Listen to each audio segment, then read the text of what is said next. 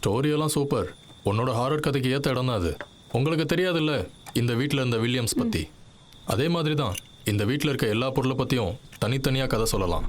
இன்னும் சொல்லப்போனால் வில்லியம்ஸோட கதையும் ஹாரர் கதை மாதிரி தான்.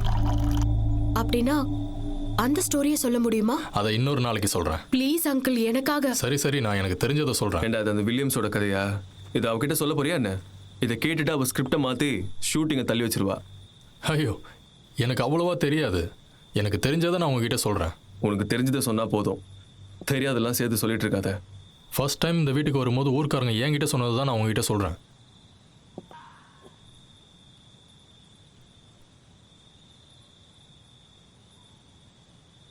ஆயிரத்தி 1947 இந்த ஊரில் இருந்த எட்வர்ட் சர்ச்சிலோட மகன்தான் வில்லியம்ஸ்.